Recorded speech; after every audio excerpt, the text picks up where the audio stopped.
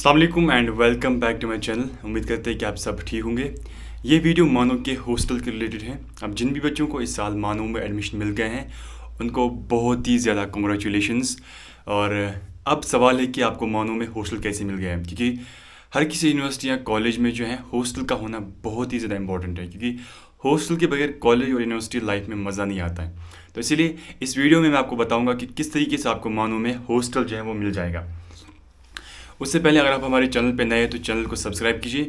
और अगर आपको कोई भी डाउट है मानो के एडमिशन के रिलेटेड या मानो के हॉस्टल के रिलेटेड, तो आप प्लीज़ हमें यहाँ पर आपको इंस्टा आईडी जो है वो दिख रही होगी, आप प्लीज़ हमें इंस्टा आईडी पे मैसेज कीजिए, ना कि कमेंट सेक्शन में, क्योंकि यूट्यूब वीडियो के बाद मैं फिर ओपन करता ही नहीं हूँ और इंस्टा जो है वो मैं कंटिन्यूसली यूज़ करता हूँ। तो इंशाल्लाह मैं आपको वहाँ पर जो है वो रिप्लाई जल्दी दे दूँगा। अब सवाल है कि मानो में आपने तो एडमिशन ले लिया, अब हॉस्टल कैसे मिलेगा। देखिए, मानो में बॉयज़ के 4 हॉस्टल्स हैं और गर्ल्स के 2 हॉस्टल्स हैं।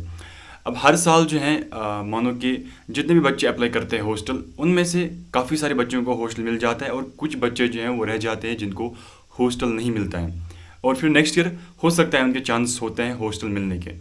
अब सीधा मुद्दे पे आते हैं कि आपको अप्लाई कैसे करना है, कैसे आपको हॉस्टल मिलेगा, उसके लिए क्या प्रोसीजर हैं, और वो मैं आपको सारा आज कुछ इस वीडियो में बता दूंगा।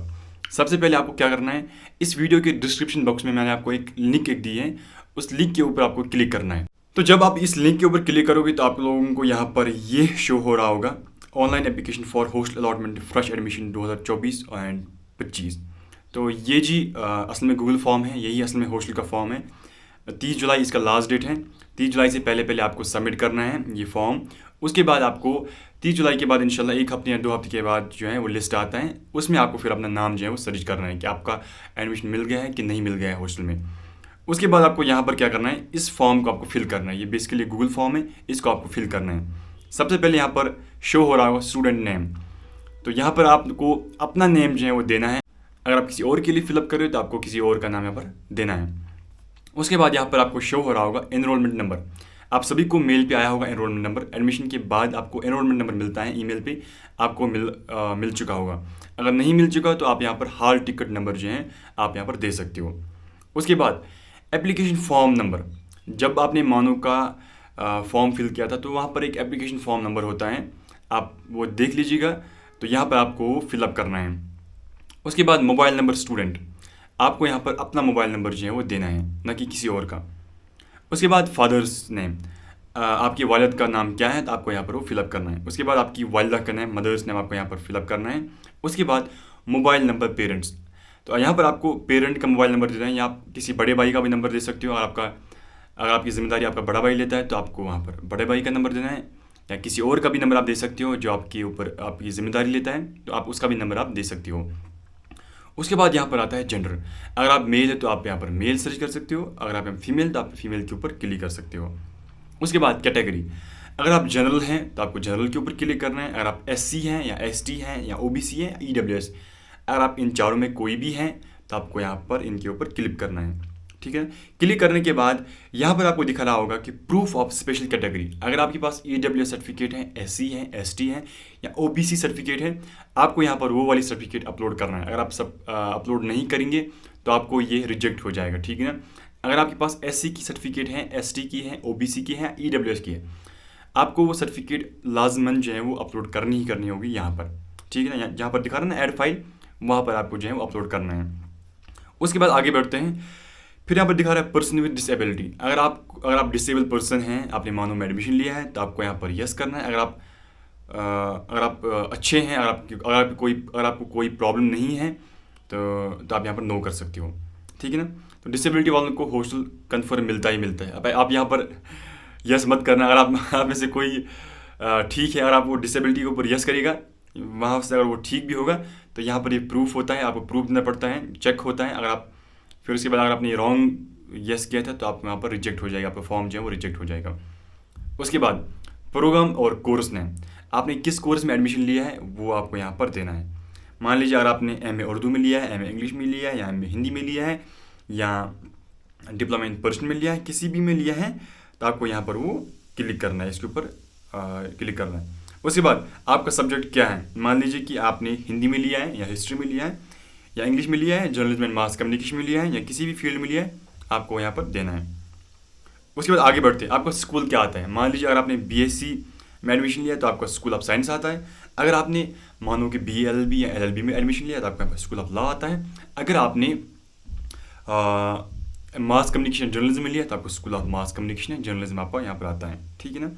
उसके बाद आपको यहाँ पर अपलोड करना होता है, upload marks memo, marksheet of qualifying exam. जो आपने 12वीं में जो एग्ज़ाम आपने क्वालिफाई किया है उसका आपको यहाँ पर सर्टिफिकेट अपलोड करनी है। अगर आपने एमए के लिए अप्लाई किया है मानो में, तो आपको ग्रेजुएशन का मार्कशीट जो है आप अपलोड करना है। अगर आपने यूजी के लिए अप्लाई किया है, ये बात आप ध्यान से सुनिए, अगर आपने यूजी के लिए अप्लाई किया है तो आपको 12th का जो मार्कशीट है वो आपको अपलोड करना है। अगर आपने एमए के लिए अप्लाई किया है तो आपको ग्रेजुएशन का मार्कशीट जो है अपलोड करना है।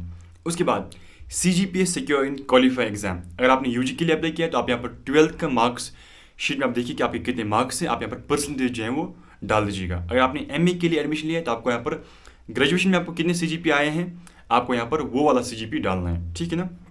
उसके बाद आगे बढ़ते हैं, ऑर्फन चाइल्ड ऑफ विडो। अगर आप ऑर्फन हैं या चाइल्ड ऑफ विडो हैं, आपको यहाँ पर वो देना है। अगर आप नहीं हैं, अगर आपकी वालिद या वालिदा जिंदा है तो आपको यहाँ पर नॉट एप्लीकेबल पे क्लिक करना है, ठीक है ना। उसके बाद होम टाउन, आपका होम टाउन क्या है, आप किस ज़िले से ताल्लुक़ रखते हैं, आप किस स्टेट से ताल्लुक़ रखते हैं, आपको यहाँ पर वो देना है। उसके बाद परमानेंट एड्रेस, यहाँ पर आपको परमानेंट एड्रेस देना है। आपका हाउस नंबर क्या है, आपका कौन सा गांव आता है, आपका कौन सा तहसील आता है, आपका कौन सा ज़िला आता है और आपका कौन सा जो है वो स्टेट आ जाता है। आपको यहाँ पर ये पूरा जो है फिलअप करना है। उसके बाद आपको देना है परमानेंट एड्रेस प्रूफ। आपको यहाँ पर फाइल जो है वो अपलोड करनी है परमानेंट एड्रेस प्रूफ का। आप आधार कार्ड भी दे सकते हो, आप कुछ और भी दे सकते हो। खास तौर पर आधार कार्ड ही देते हैं क्योंकि आधार कार्ड पे जो है आपका एड्रेस प्रूफ होता है, आपका हाउस नंबर होता है, आपके ज़िले का नाम होता है, आपकी तहसील का नाम होता है या आपकी स्टेट का नाम होता है, ठीक है ना। तो आप यहाँ पर परमानेंट एड्रेस प्रूफ के लिए आप आधार कार्ड यहाँ पर दे दीजिएगा, फ्रंट साइड भी बैक साइड भी। उसके बाद कम्युनिकेशन एड्रेस, कम्युनिकेशन एड्रेस पे भी आप अपना यही नाम दीजिए, आपका घर का एड्रेस, क्योंकि अभी तक आप हैदराबाद नहीं आए हैं। तो अगर आप हैदराबाद में होते तो आप कम्युनिकेशन एड्रेस हैदराबाद का ही दे देते। उसके बाद आगे बढ़ते, नियरेस्ट रेलवे स्टेशन, आप किस स्टेट से ताल्लुक़ रखते हैं, आप किस तहसील से ताल्लुक़ रखते हैं, वहाँ का जो आपका नियरेस्ट रेलवे स्टेशन है आपको यहाँ पर देना है। मान लीजिए मैं कश्मीर से हूँ, मेरा नियरेस्ट रेलवे स्टेशन बारामूला पड़ता है, तो मैं बारामूला रेलवे स्टेशन यहाँ पर फिलअप करूँगा। उसके साथ साथ ही आपको यहाँ पर कोड भी देना है, ठीक है ना, रेलवे स्टेशन का कोड या आपको उस तहसील का कोड या आपको उस ज़िले का कोड भी देना है।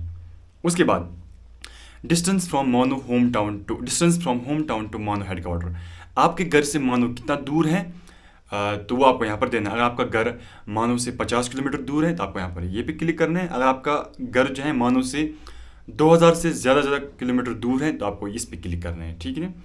उसके बाद NCC, अगर आपके पास NCC की सर्टिफिकेट A, B या C है तो आपको क्लिक करना है, और अगर आपके पास नहीं है तो आपको नॉट एप्लीकेबल पे क्लिक करना है, ठीक है ना।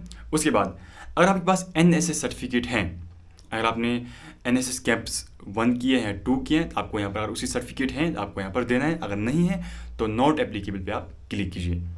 आगे बढ़ते हैं। उसके बाद सपोर्ट्स आ जाता है। अगर आपने सपोर्ट्स में आपकी महारत है, आपने कोई सर्टिफिकेट ली है सपोर्ट्स में, आप यहाँ पर दे सकते हो। अगर आपने जोनल लेवल पे ली है तो आप जोनल लेवल पे दे सकते हो। अगर आपने डिस्ट्रिक्ट लेवल पे दी है तो डिस्ट्रिक्ट लेवल की दे सकते हो। अगर आपने नेशनल लेवल की कोई सर्टिफिकेट हासिल की है तो आप वहाँ पर नेशनल लेवल के ऊपर क्लिक कर सकते हो। अगर आपके पास नहीं है तो नॉट एप्लीकेबल, सिंपल। इसके बाद चलते हैं एक्स्ट्रा करिकुलर एक्टिविटीज़। अगर आपने सपोर्ट्स के अलावा भी कोई एक्टिविटीज़ की है ड्रामा में या किसी और में, आप यहाँ पर अगर उसमें भी आपकी कोई सर्टिफिकेट है नेशनल लेवल पे या जोनल लेवल पे या डिस्ट्रिक्ट लेवल पे, आप यहाँ पर दे सकते हो। अगर नहीं है तो नॉट एप्लीकेबल पे क्लिक कीजिए। उसके बाद आगे बढ़ते हैं, are you doing second degree और PG एट सेम लेवल।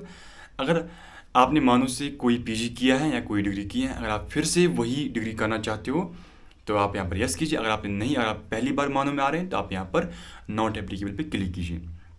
उसके बाद whether you are receiving any scholarship, अगर आप कोई भी स्कॉलरशिप ले रहे हो किसी मदरसे से, किसी इंस्टीट्यूट, प्राइवेट इंस्टीट्यूट से या किसी भी और इंस्टीट्यूट से कोई आप स्कॉलरशिप ले रहे हो तो आप यहाँ पर यस कीजिए।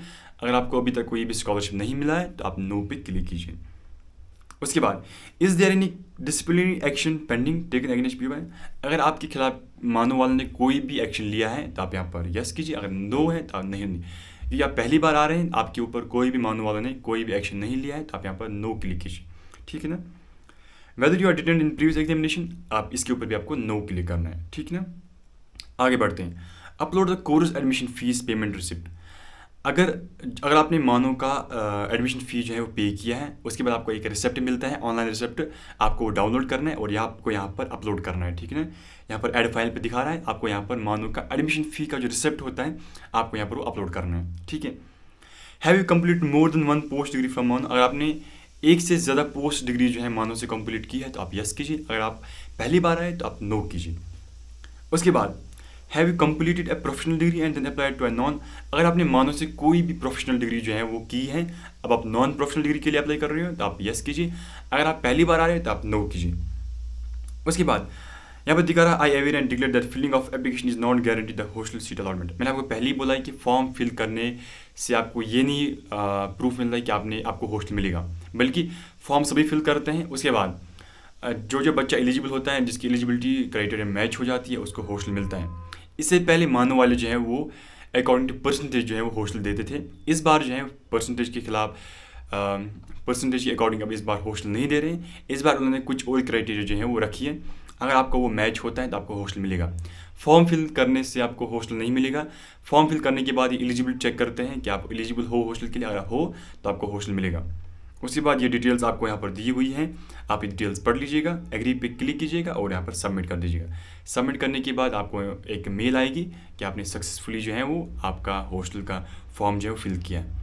और उसके बाद अगर आपको कोई भी डाउट रहता है तो आप हमें इंस्टा पे पूछ सकते हो कमेंट सेक्शन में।